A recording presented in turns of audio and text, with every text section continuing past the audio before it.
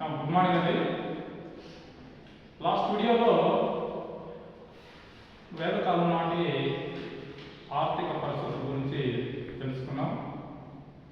ఇవాళ ఒక important concept, త్వరలో రాబోయే పోలీస్, ఎస్ఐ, గ్రూప్ 1, గ్రూప్ 2 ఒక ఇంపార్టెంట్ కాన్సెప్ట్ వేదకాలం నాటి సమాజం.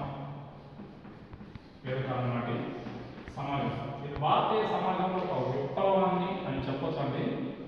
ఎందుకంటే అది వరకు భారతీయ సమాజంలో ఉన్న కాన్సెప్ట్ని వేదకాలంలో మనం చూడాలి. అందులో వేదకాలం అంటే మనకు ఇప్పుడు 2 వర్గాలు. ఒకటి తొలి వేదకాలం, 2 మలి వేదకాలం.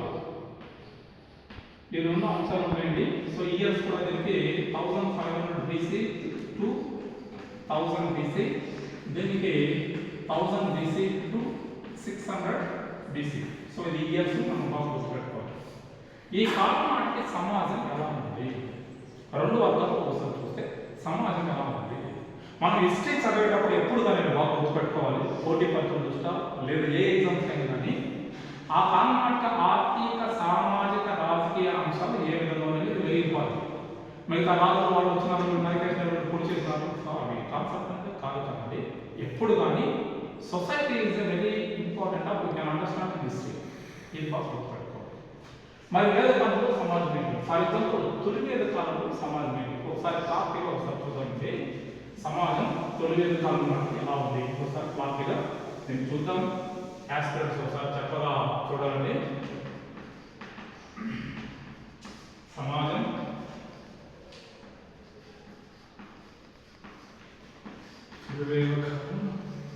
మలివేదకాలం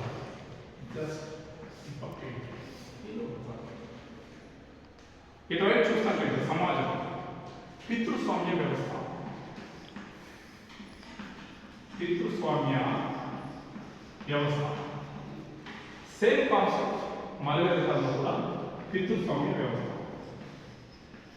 పితృస్వామ్య వ్యవస్థ అంటే కుటుంబ పెద్ద తండ్రి, పురుష ఆధిక్యం. అందుకని అతని గుహపతి. సో బాగా గుర్తుపెట్టుకోవాలి. కుటుంబ పెద్ద తండ్రి, పురుష ఆధిక్యం. ఇటువైపు కూడా అంతేనండి, మొదటి కాలం కూడా గుహపతి అని చెప్పి ఇక్కడ మనకి కనిపిస్తుంది. సో ఇంకేమైనా ఉన్నాయా ఈ సమాజాన్ని మనం వర్ణించినప్పుడు? ఒకసారి చూద్దామండి. ఇంకేమైనా ఉన్నాయా అంటే మరొక అంశం అండి. ఇక్కడ మనకి కుల వ్యవస్థ ఏర్పడలేదు. ఇది వెరీ ఇంపార్టెంట్ అండి. కుల వ్యవస్థ ఏర్పడలేదు. ఏ కాలంలో? తొలి వేదకాలం. మలివేదకాల సమయానికి వచ్చేదానికి కుల వ్యవస్థకి పునాది పడింది. బాగా గుర్తుపెట్టుకోవాలి. కుల వ్యవస్థకి పునాది పడింది. సో ఆ పునాది ఇవాళ భారతదేశంలో అనేక రకాల కులాలు పుట్టుకురావడానికి ప్రధానమైన కాన్సెప్ట్. ఈ కాన్సెప్ట్ బాగా గుర్తుపెట్టుకోవాలి. భారతదేశంలో ఉన్న కులాలు ప్రపంచంలో ఏ దేశంలో కూడా లేదు. ఎక్కడా లేదు ప్రపంచంలో. అది ఏ కులంలో తీసుకున్న భారతదేశంలో ఆ కులంలో మళ్ళీ ఉపవర్గాలు 1000 ఉంటాయి. అవి ఓసీ కానీ, బీసీ కానీ, ఎస్సీలు కానీ, ఎస్టీలు కానీ మనం ఏ కులం తీసుకున్న భారతదేశంలో అనేక ఉపకులాలు ఉంటాయి కదా. మళ్ళీ వాళ్ళ వల్ల హెచ్చు తక్కువలు ఉంటాయి. ఒక క్లాస్ ఉందన్నమాట. ఒక భారతదేశం పక్కన చేస్తే ప్రపంచ మట్టంలో నుంచి ప్రపంచంలో ఏ దేశంలో కులాలు పక్కన జస్ట్ వాళ్ళు 2 కులాలు ఉంటాయి. సో పోతూ ఉంటారు వాళ్ళు కాన్సెప్ట్. కానీ భారతదేశంలో కాదు. అలాంటి దానికి పునాది వేసింది మనకి వేదకాలంలో చూస్తున్నారు. వేదకాలం మరి ఎలా ఈ కుల వ్యవస్థ అంటే ప్రధాన దేశం ఏంటంటే తొలి వేదకాలంలో వర్ణ వ్యవస్థను పాలించినారు. వర్ణ వ్యవస్థను పాటించారు. దాని ఆధారంగా కులం వచ్చింది. సో 4 వర్ణాలు కలర్ వేశారు. ఏంటి? బ్రాహ్మణ, క్షత్రియ, వైశ్య, శూద్ర. ఈ 4 వర్ణాలు. ఈ వర్ణ వ్యవస్థ ప్రకారమే మనకి మలివేదకాలంలో కులాలు పునాది పడింది. సో వృత్తులు వారి విభజన, ఏ కులం వల్ల వృత్తులు చేశారు. సో అలాగే వేదకాలంలో బ్రాహ్మణుల గురించి 14 సార్లు చెప్పారు. ఇది బ్రాహ్మణుల గురించి 14 సార్లు గుర్తు చేశారు. క్షత్రియుల గురించి 9 సార్లు అండి. క్షత్రియ గురించి 9 సార్లు. వైశ్యుల గురించి 171 సార్లు గుర్తించారు. వైశ్యులని 175 సార్లు గుర్తించారు. శూద్రులు ఒకసారి గుర్తించారు శూద్రుడు. ఆ శూద్రుడే వాళ్ళు మనం చెప్పుకుంటున్నాం ఓసీలు కానీ బీసీలు కానీ ఎస్సీలు కానీ ఎస్సీలు కానీ శూద్రవర్గంతో చేస్తున్నారు అనమాట. ఈ శూద్రవర్గ ఈ 4 కులాలు కలిపి వృత్తుల వారి విభజన చేశారు. మనకి బోత్ సైడ్స్ వృత్తుల వారి విభజన వర్గ వ్యవస్థ వృత్తుల ఆధారం. సో ఫర్ ఎగ్జాంపుల్ ఋగ్వేద కాలంలో 9వ మండలంలో సో వెరీ ఇంపార్టెంట్ ఈ కాన్సెప్ట్ చాలా సార్లు కొన్ని పరీక్షలు అడిగారు. ఋగ్వేద కాలంలో 9వ మండలంలో ఒకే కుటుంబంలో జీవన వృత్తి కోసం వివిధ వృత్తులు చేస్తారు. ఫర్ ఎగ్జాంపుల్ మా నాన్న డాక్టర్, చూడండి మా నాన్న డాక్టర్, మా అమ్మ గృహిణి, నేను పోయట్ కవిని. అంటే ఒకే కుటుంబంలోని 3 వ్యక్తులు తన జీవన వృత్తి కోసం వివిధ వృత్తులను ఏర్పాటు చేయడం అనేది ఋగ్వేద కాలంలో 9వ మండలంలో చూపించారు. వెరీ ఇంపార్టెంట్, చాలా సార్లు పోటీ పరీక్షలు గుర్తుపెట్టుకోవాలి. ఈ కాన్సెప్ట్ మనం బాగా కనిపిస్తుంది. అలాగే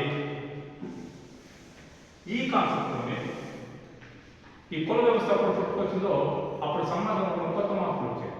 ఏంటంటే తొలివేద కాలంలో సహపంక్తి భోజనాలు ఉన్నాయండి. సహపంక్తి భోజనాలు తొలివేద కాలంలో ఉన్నాయి. మలవేద కాలంలోకి వచ్చేసరికి సహపంక్తి భోజనాలు నిషేధించబడ్డాయి. ఏంటికి ఈ సహపంక్తి భోజనాలు అంటే అన్ని కులాల వాళ్ళు ఎక్కడైనా పెళ్లిళ్ళు కానీ లేదా దేవాలయాలు కానీ జాతర జరిగినప్పుడు అన్నదానం చేస్తుంటారు. అన్నదానం చేసినప్పుడు అన్ని కులాల వాళ్ళు కలిసి పక్క పక్కన కూర్చొని తినేవాళ్ళు. అది ఎక్కడంటే తొలివేద కాలం. మలవేద కాలంకి వచ్చడానికి అది పూర్తిగా ఆపోజిట్ ఏర్పడింది. ఈ కులం వాళ్ళు ఇక్కడే కూర్చోవాలి, ఆ కులం వాళ్ళు అక్కడ కూర్చోవాలి, ఒక పర్టికులర్ ప్లేస్ పెట్టేస్తారు. అక్కడ నుంచి మనం భక్తులు వాక్యం చేస్తుంటే ఇప్పుడు కూడా అది కంటిన్యూ అవుతుంది. చూడండి, ఇప్పుడు ఫర్ ఎగ్జాంపుల్ పల్లెటూరులో మనకి ఎస్ఎం దేవాలయాలు చేస్తారు. అది ఎంత అయినా చదువుకోని వాళ్ళు కూడా ఎంత ఉంది, వీళ్ళు కూడా ఎంత ఉంది. ఎస్ఎం దేవతలు లేదంటే బాగా హోదాం అంటే వాళ్ళు ఆటోమేటిక్గా ఎంటర్ చేపిస్తుంటారు. సో ఇలాంటి మనం బాగా కనిపిస్తుంది. అలాగే అన్నం ఉడిచేటప్పుడు కూడా ఇప్పుడైతే కొద్దిగా చేంజెస్ బాగా ఎందుకంటే మోడర్న్ డేస్ వచ్చినాయి కాబట్టి కొద్దిగా చేస్తే ఒక బుట్లో అలా ఉండేది కదా. సో విస్తరాలు కూడా దూరంగా వేసేవాడు. ఆ సగటు భోజనం అలాగే కంటిన్యూస్ వచ్చింది. ఎందుకంటే వీళ్ళు తక్కువ వర్గానికి చెందిన వాళ్ళు. సో యాజ్ ఆఫ్ హిస్టరీగా ఒక హిస్టరీ చదువుతున్న వాళ్ళుగా ఒక హిస్టరీని అండర్స్టాండ్ చేస్తున్న వాళ్ళుగా కులం అనేది మనకు వృత్తుల మీద ఆధారపడి రాలేదు. ఇది బాగా గుర్తుపెట్టుకోవాలి. సో ఆ కాన్సెప్ట్ మీరు తయారు చేస్తారు. ఏ వృత్తి వాళ్ళు ఇష్టం. ఇప్పుడు సో ఫర్ ఎగ్జాంపుల్ ఉన్న పెద్ద పెద్ద మెట్రోపాలిటన్ సిటీల్లో మనకు కటింగ్ షేప్ చేసుకునే వాళ్ళు సో వాళ్ళ నాయకులే చేయాలని రూల్ లేదు. ఎవరైనా పెట్టరు షాప్, ఎవరైనా చేయొచ్చు. అలాగే వాళ్ళు చేయాలని రూల్ లేదు. బట్టలు కుట్టేవాళ్ళు వాళ్ళు చేయాలని రూల్ లేదు. సో వృత్తి కోసం వివిధ వృత్తులు చేస్తూనే ఉంటారు. సో కానీ ఆ కాన్సెప్ట్ మనకి వచ్చే సహపంక్తి భోజనాలు తొలివేద కాలంలో పెట్టారు. ఇక్కడ మలవేద కాలంలో నిషేధించి పెట్టారు. ఒక కాన్సెప్ట్. మరొక కాన్సెప్ట్ ఉంది. అట్లనే తొలివేద కాలంలో స్త్రీలకు పూర్తి స్వేచ్ఛ. ఇది వెరీ ఇంపార్టెంట్. స్త్రీలకు పూర్తి స్వేచ్ఛ ఇచ్చారు. ఎంత స్వేచ్ఛ ఇచ్చారంటే సో తొలివేద కాలం వాటి పరిపాలన అందాలన్న సభా విధాత అనే కాన్సెప్ట్ స్త్రీలు మొత్తం వచ్చి పురుషులతో సమానంగా కూర్చున్నారు, పురుషులతో సమాన విద్యను నేర్చుకున్నారు. అందులో కొన్ని కీలకమైన స్త్రీలు అబల, గార్కి, మైత్రేయి అనే స్త్రీలు చరిత్రలో బాగా ఫేమస్ అయ్యారు. వాళ్ళు ఏకంగా అన్ని రంగాల్లో బాగా రాణించారు. కానీ మలవేద కాలంకి వచ్చే సమయానికి స్త్రీ యొక్క స్వేచ్ఛను అరికట్టేశారు. సో ఇక్కడ నుంచి స్టార్ట్ అయిందన్నమాట. స్త్రీ స్వేచ్ఛకి సంఖ్యలు, స్త్రీ స్వేచ్ఛకి సంఖ్యలు ఏర్పడింది మలవేద కాలం. సో ఇక్కడతో స్త్రీ యొక్క కాన్సెప్ట్ బాగా పూర్తిగా తగ్గిపోయింది. స్త్రీ యొక్క కాన్సెప్ట్ పూర్తిగా బాగా తగ్గిపోయింది. సో ఇది వెరీ ఇంపార్టెంట్. ఇక్కడేమో పూర్తి స్వేచ్ఛ ఇచ్చారు స్త్రీకి.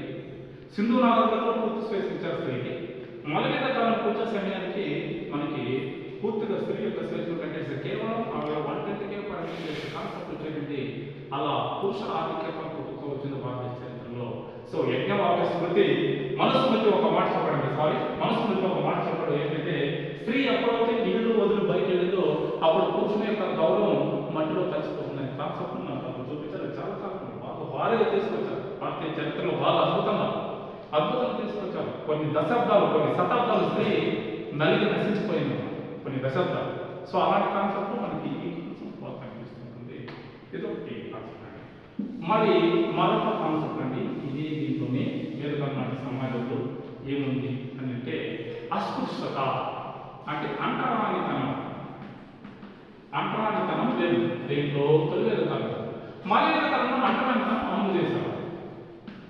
మాల్యవేద కాలంలో అంటరానితనం అమలు చేశారు. అంటే అంటుకోకూడదు, ముట్టుకోకూడదు, మీరు తక్కువ వాళ్ళు, మేము ఎక్కువ వాళ్ళు, మీరు లోపలికి రాకూడదు, ఇది వాళ్ళు పట్టుకొని మీరు తినకూడదు, దీన్ని అంటరానితనం అంటారు. ఇప్పుడు కొన్ని ప్రాంతాల్లో సో నేను ఈ వీడియో షూట్ చేస్తున్నది కుప్పం గవర్నమెంట్ డిగ్రీ కాలేజ్ నుంచి అండి. సో యాక్సిడెంట్స్ ఎవరైనా చూస్తున్నవాడు